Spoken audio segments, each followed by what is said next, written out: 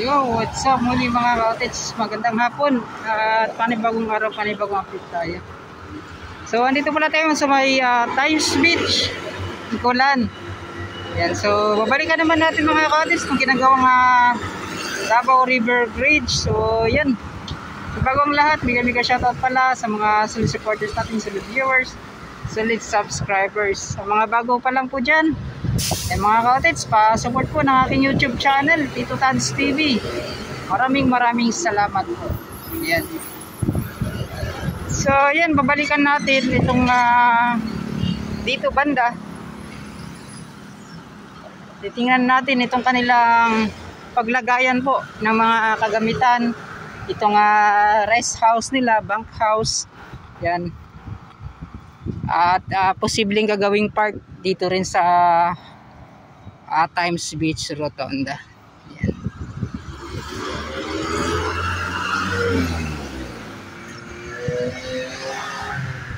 So sa last update natin dito banda mga cottage, yung naipasilip ko, yung pagdaluyan po ng mga tubig, itong drainage, yan mga cottage. So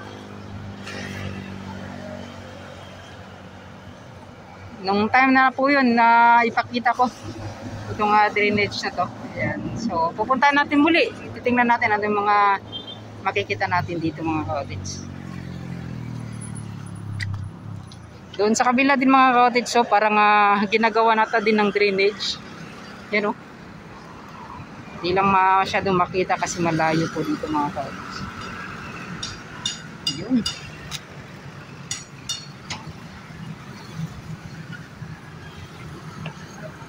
Sa hapon. Yan, shot dahil ka na zero. So ilang ginatrabaho ka rin mga cottage dire. So kanilang inyong cancer sa nakon pipes lang sa yan o. Oh, shoutout sir, kasi namoy ka shoutout sir. Yan, yan shoutout sa iyong asawa. Yan, so isa-isa ra mo ka lugar sir. Magkuan mo ka ng barkada o magkailara. Ha? Ayaw mo ko, Bukidnon. Ada sa Bukidnon. So, kan taga Bukidnon mga cottage. So, yan. So, di basta-basta yung mga nagtatrabaho dito mga cottage. Mostly talaga yung mga nagtatrabaho, yung mga malayo, nasa Mate, Agusan, Tagum, mga ganun. Ito, Bukidnon. Yan lang. So, ito mga cottage at yan, nag-umpisa na pala doon sa unahan yung paghukay po nila sa itong mga pipes na to ay ilalagay, iayos pa lang sa bawat gilid niya mga cottage. Yan. So, napakarami.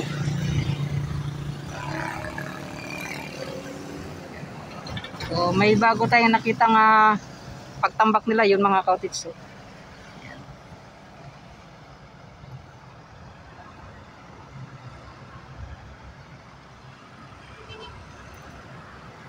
at yun, may kung pala ako mga cottage itong yan o, yung nang doon po sa may Rojas Rotonda at yung unang itinanim doon. So ito pala yun, kapag lumaki na siya mga cottage, ito na po yung itsura, yung kulay yellow.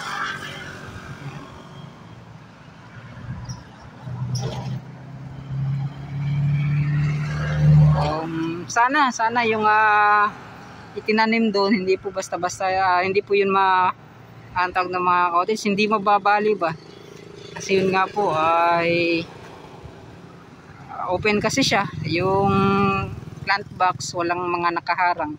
So sana sa mga pumupunta hindi po yun kumbaga mahilagtan ba, ganun mga cottage.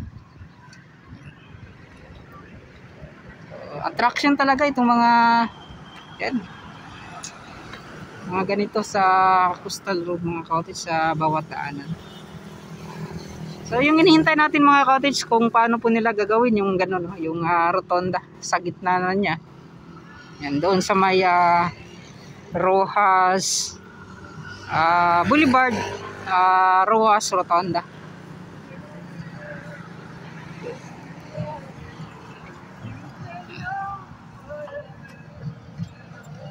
So ito mga ka-cottage, at pupunta po tayo dun sa dulo. Yan, no? At sobrang init.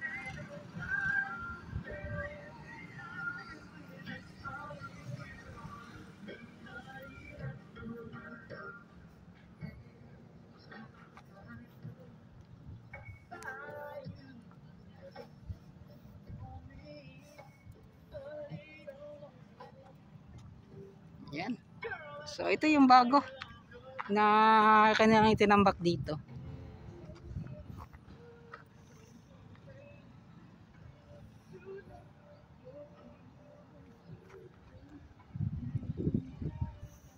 So yun mga ka-cottage, at maya-maya siguro isasama ko na lang yung pag-update natin doon banda sa dulo. Grabe, sobrang init.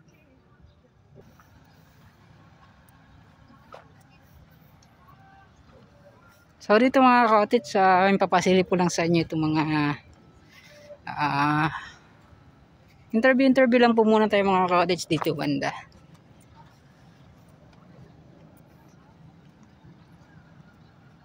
Yan, no? Yung itinanim mga ka-cottage, yung iba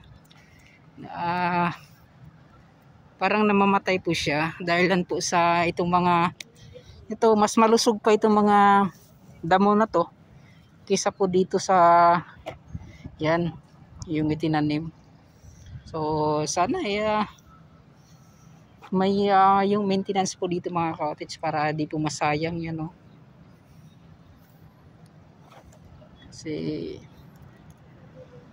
So abangan na lang natin kung kapag matapos na doon sa ginagawang Davao River Bridge, at yan mapapadaanan na dito. Madadaanan na itong areang to. Shout out.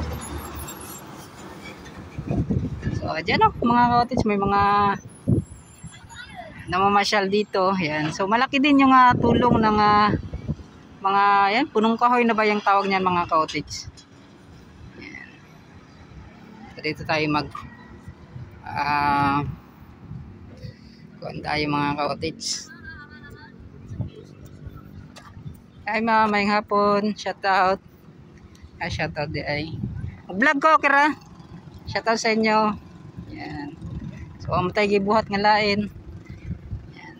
Pwede mo tana. Yan, musta man ninyong pagkuandriya.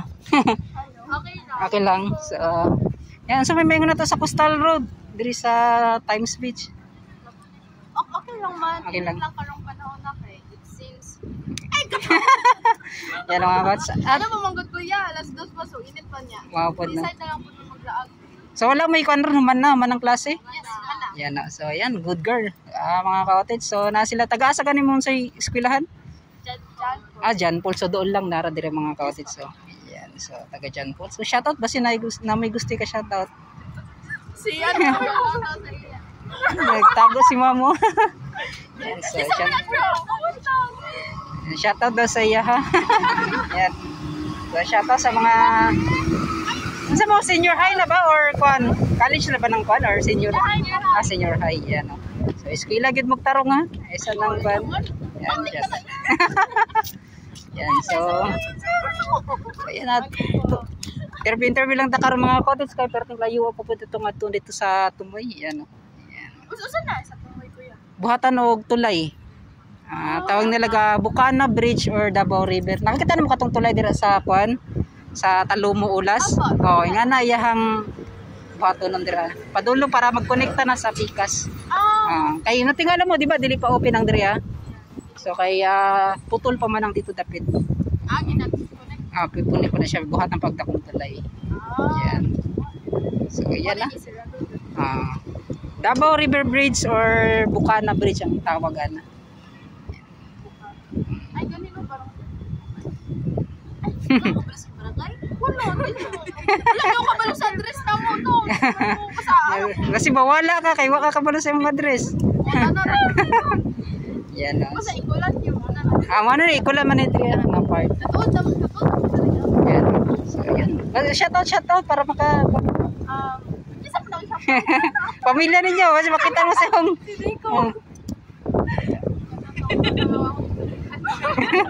Oh, shout out daw sa papa niya.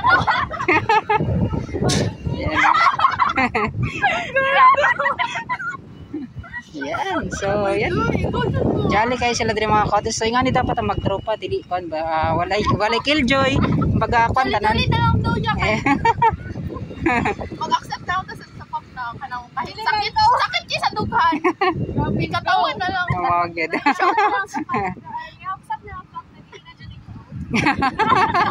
Dako hugot mo siya kon.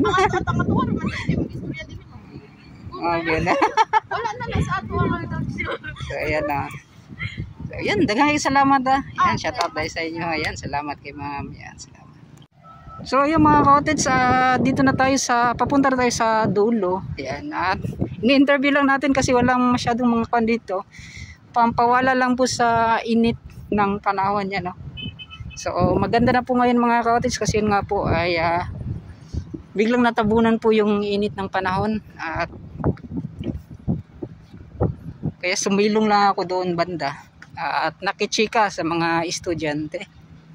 So mega shoutout pala sa eskwelahan ng John Paul. So dito lang po yan mga cottage sa may Ikulan.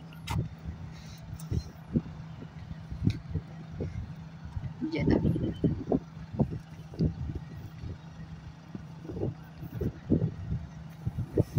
So ito mga cottage, pupunta na tayo dun sa dulo. So samahan nyo ako.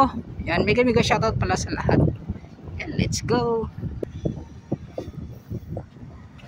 At pinatag po yung kalupaan dito na siguro ay talagang gagamitan. May paggagamitan mga cottage.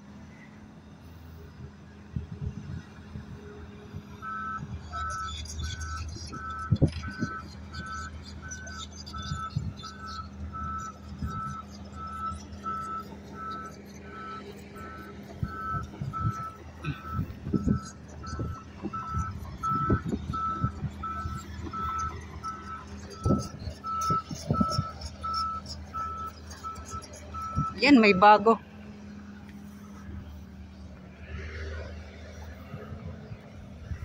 Yung po mga cottage, so may bagong rest house or ano yan mga cottage, or para yung opisina nila. So yan, dyan na siguro yan nakalagay lahat.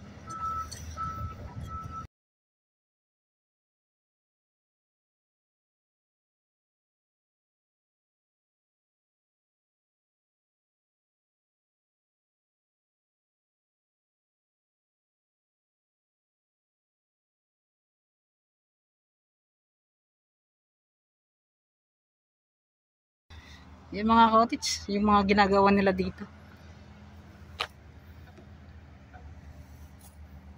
So ito siguro gagawan pa ng parang dito.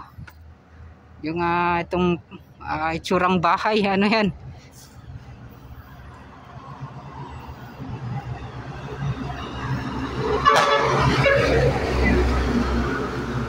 So tambak mga cottage.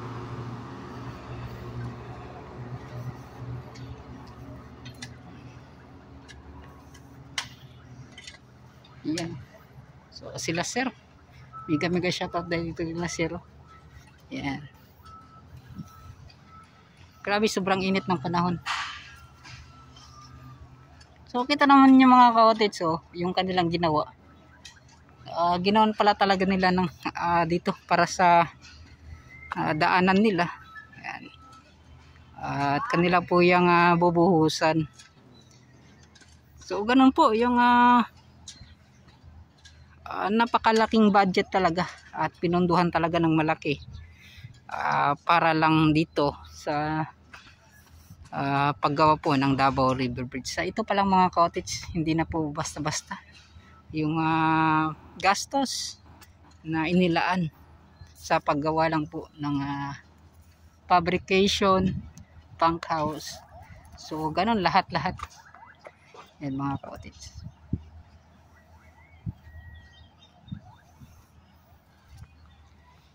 So at yun, punta na tayo dun sa dulo at ano yung mga makikita nating update. Let's go. So yung mga ka-cottage, at nandito na tayo na malapit sa itong gagawing Davao River Bridge.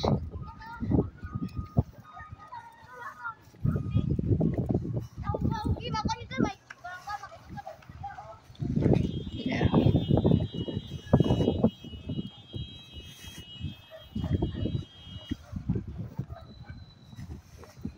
Grabe, sobrang init.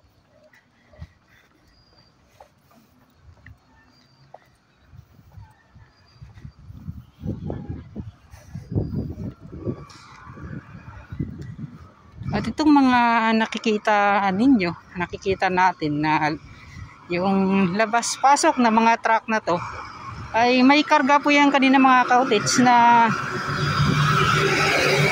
lupa. So posibleng dun banda sa unahan or sa dulo ay nagtatambak pa rin po sila.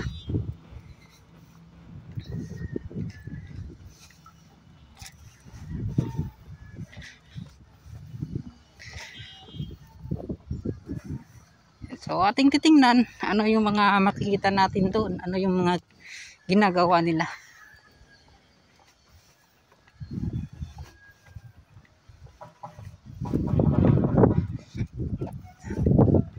So ito mga ka-cottage,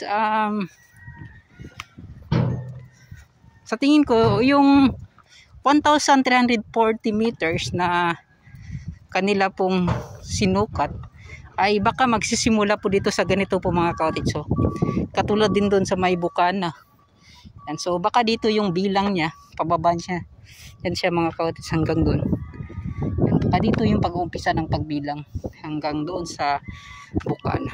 So itong haba na 1,340 meters.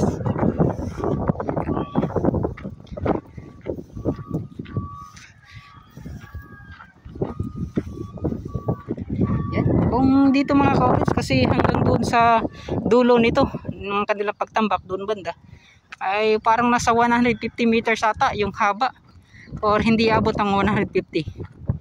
Yan.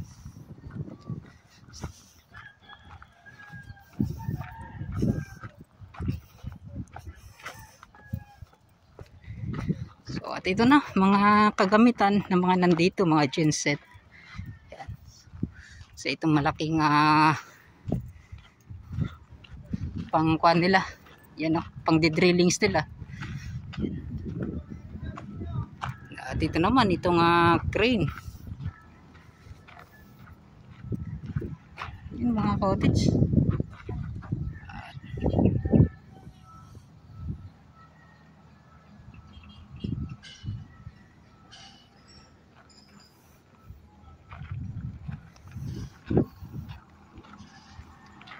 So yun doon mas maganda kasi yun nga po may mga nakita tayong mga nagtatrabaho.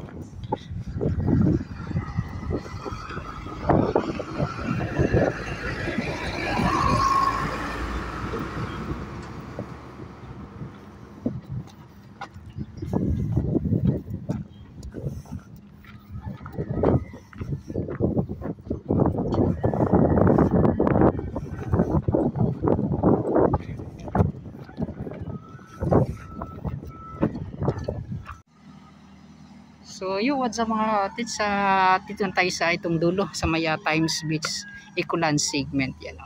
So kita po ninyo may tambak na ginagawa dito. Yan. So yan, nagtanong tayo kay sir. Yan. So dito mga cottage, ito napabay sulod ni? Wala na. Manan niyo kitambak. Yan. So sabi ni sir mga cottage, yan, so itong pagtambak nila pala tuloy-tuloy pa.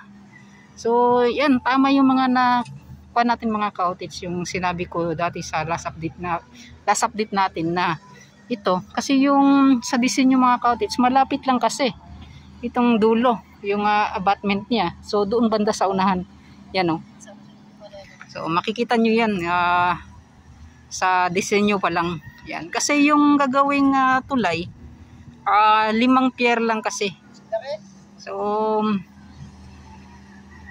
posibleng doon talaga yung dulo nito. Dito sa Maya Times Beach Ecoland segment. Yan.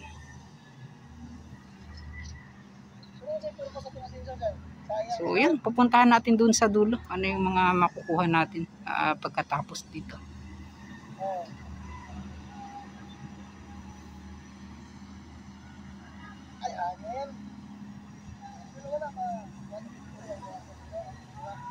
Ang sa day ko na ni sir, diretso-diretso pa daw ang pagtambak dito.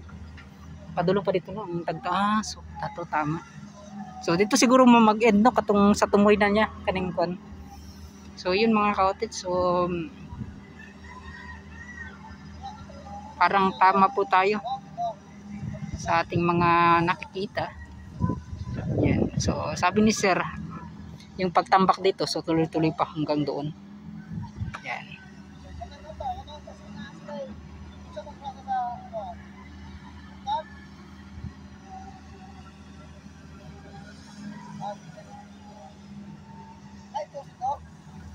So hindi pa ito basta-basta mga ka-outits kasi nga po ay ngayon pa sila nag-umpisa sa pagtambak para sa pagbuo nitong Davao River Bridge. Yan. So siguro kung dito tatambakan hanggang doon nasa mga malapit na sa dalawang buwan mga ka-outits or isang buwan mahigit. Kasi itong paggawa nila dito, hindi pa to ganito kataas mga ka-outits. Mas mataas pa po yung pagtambak na makikita natin.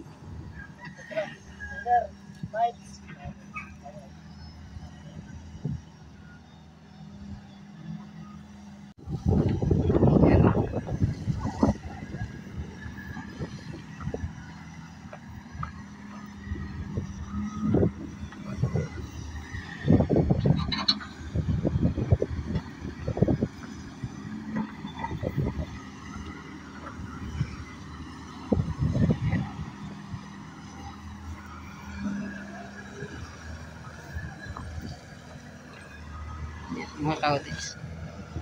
So ito pinagkukuha po nila mga ka-outits para mas mapalitan po ng yung tag niyan, yung parang matigas siya mga ka-outits na lupa. So ito ito kasi parang mukan siya. Kumbaga humok ba na mga yuta nga naadiri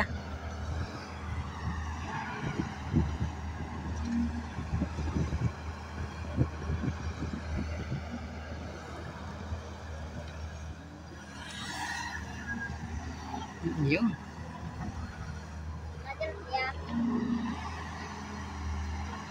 Nabay nagtrabaho dito sa unahan wala na. Wala na. Katurang gibako dito katong gipangkuan gipang tapok. May nagbako. Amo ni siya. So yung mga ka-outits nilalagay na dito sa unahan itong naitambak na mga lupa.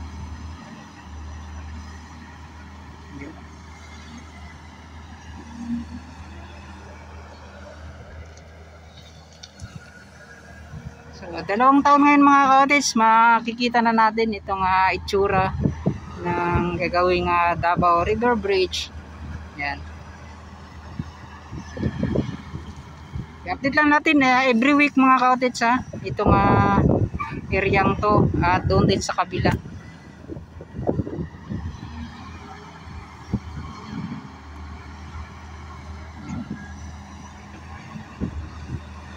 Dito wala bago dito, wala yung mga gitpang tambak, wala no? Wala no.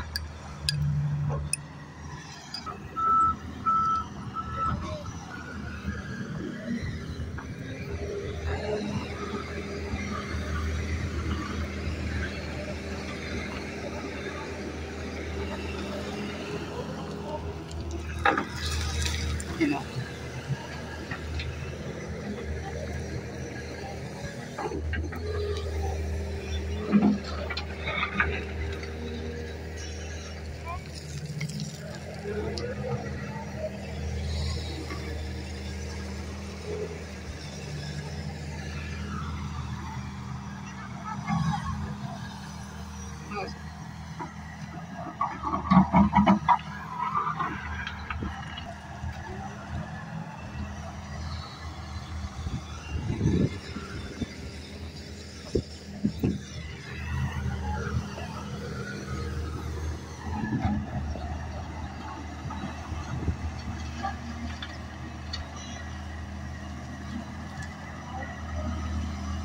So yung mga ka-otits, so kita ninyo.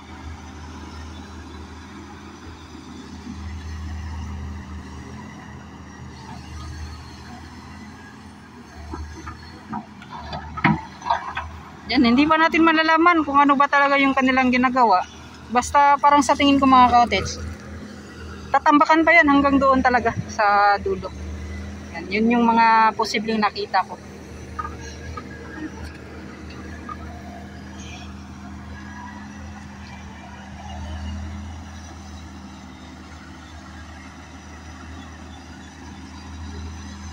So ito, at maraming salamat. So hanggang dito na lang siguro, ay magpaalam na ako. So tiningnan lang natin muli itong kanilang ginagawa dito sa ginagawang Davao River Bridge at itong Davao Coastal Road sa may Times Beach Ikulan segment. At hanggang sa muli mga ka-otits, tuloy-tuloy tayo sa pag-update every week dito banda. Yan. So maraming salamat at hanggang dito na lang sa mga solid supporters natin, solid viewers, solid subscribers. Paalam na po ako. So maraming salamat at hanggang dito na lang, hanggang sa muli. Bye-bye na.